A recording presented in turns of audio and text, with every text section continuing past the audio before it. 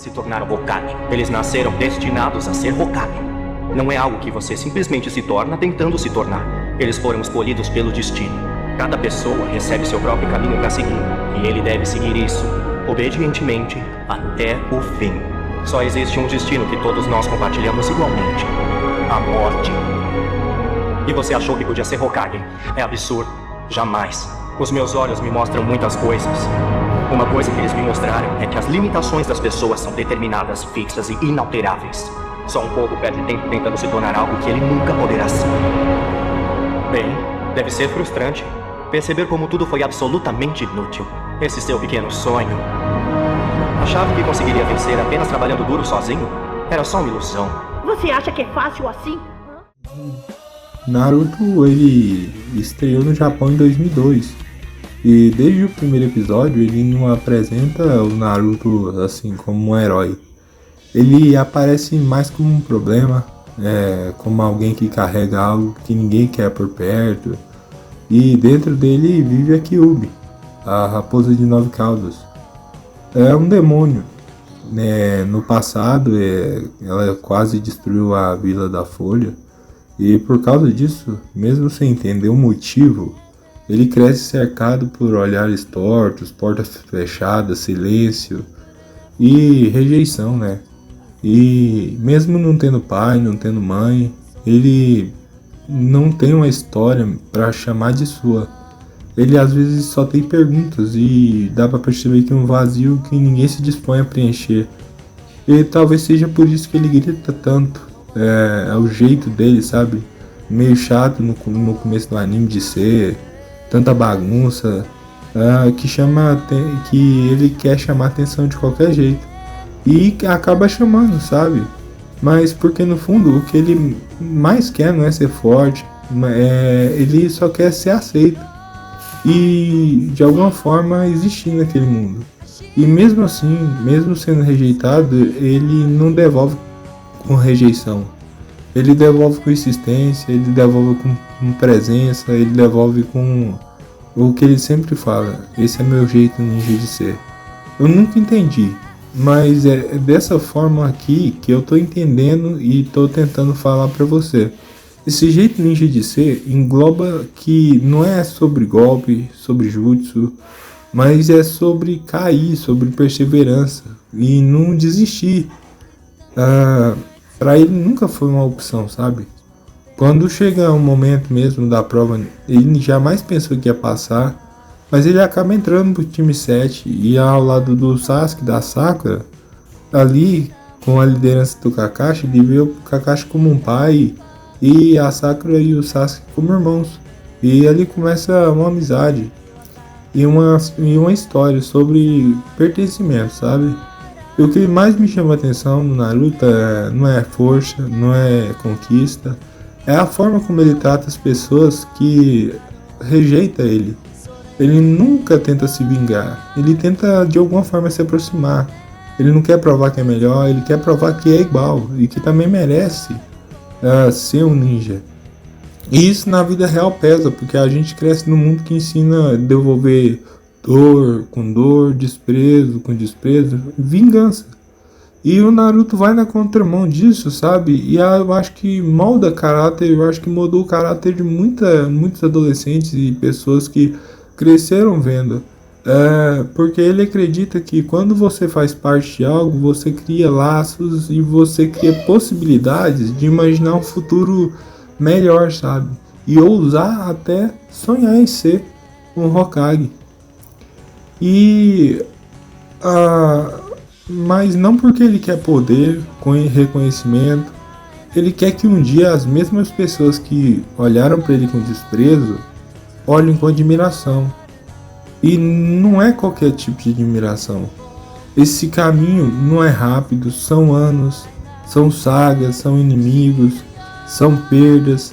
E o mais bonito é perceber que ele não chega lá porque ele é um gênio, nunca foi um prodígio, mas ele nunca também teve talento natural igual o Sasuke, que tinha o Sharingan, ele tinha o Chidori e consequentemente também conseguia desenvolver o Susanoo, sabe? Ele era basicamente o Jutsu Clone das Sombras, mas ele nunca se conformou e foi atrás. E a força dele sempre teve naquilo que ele acredita, que é treinar até conseguir, mas nunca voltar atrás. E ele treina com Jiraiya, aprende com o Kakashi, cai, erra, se frustra, e aos poucos ele começa a dominar até aquilo que a gente nunca imaginou. Ele consegue a própria Kyuubi que está dentro dele, que era visto como um demônio, se transforma em parte da força dele e também uma amiga, uma espécie de conselheira. E ela concede para ele a força dela. E aí que vem a Quarta Guerra Ninja. E o impossível, sabe? O confronto com Madara, com a própria deusa do chakra, sabe? Um cenário onde tudo parece grande demais para só um garoto que um dia só queria ser notado. Mas ele não tá sozinho, sabe? Acho que ali mostra tudo que ele criou. Ele mostra ali que as pessoas de todos os clãs tá do lado dele, sabe? E ele que dá força para todo mundo. E o ponto mais forte dessa história para mim sempre foi que de alguma forma, enquanto o Naruto ele escolheu o caminho da amizade, o Sasuke escolhe o da vingança, sabe? E também ele perde a família, ele também carrega um trauma, mas em vez de aproximar ele se afasta, em vez de criar laço ele corta, ele acredita que a bondade é fraqueza e que a solidão é a força. O Naruto passa uma saga inteira correndo atrás dele, não para derrotar, mas para trazer de volta, como se fosse no fundo ele estivesse dizendo: se eu desistir de você, eu desisto daquilo que eu acredito. E quando os dois finalmente se enfrentam de verdade no Vale das Estátuas de Hashirama e do Madara, não é uma batalha física, é uma batalha de ideias, de visões de mundos e de escolhas.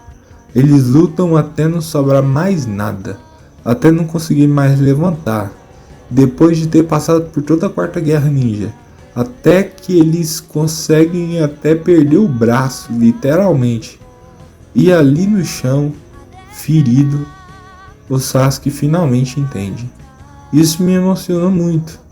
Não é que o Naruto é mais forte em poder, mas que ele é mais forte em algo que ele nunca conseguiu devolver: a capacidade de acreditar nas pessoas. Mesmo quando tudo diz que não vale a pena, o Sasuke se rende. Não porque perdeu a luta, mas porque perdeu o argumento. Isso pra mim é uma das mensagens mais bonitas que eu já vi numa obra de ficção. Não é sobre ganhar, não é sobre abandonar. No fim, cara, o Naruto se torna o 7º Hokage. Mas o cargo é quase um detalhe perto da jornada. Ele não chega lá só por esforço individual.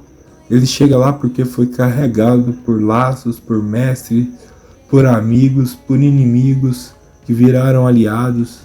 Um exemplo muito grande para mim é que ele faz com que os inimigos dele consigam perceber que eles erraram, sabe? E por quedas que ensinaram mais do que as vitórias. E talvez seja por isso que essa história ainda me toca tanto. Porque ela me lembra que quando a gente vê alguém dando certo na vida, sendo reconhecido, sendo valorizado, quase nunca e jamais é por um único fator. É por uma soma de pessoas. Desafios, erros, sangue, suor, lágrimas e principalmente por não desistir daquilo que se acredita. Mesmo quando parece que ninguém mais acredita, Naruto me ensinou que nem sempre o maior inimigo está do lado de fora. Às vezes sempre eu acho que ele está dentro da gente, na dúvida, no medo, na vontade de se fechar para não se machucar de novo. E me ensinou também que às vezes um anime, um jogo, um filme não muda só a forma como a gente enxerga uma história, muda a forma como a gente enxerga a própria vida. Porque no fim das contas Naruto nunca foi sobre luta, sempre foi honra, pertencimento, amizade e sobre coragem.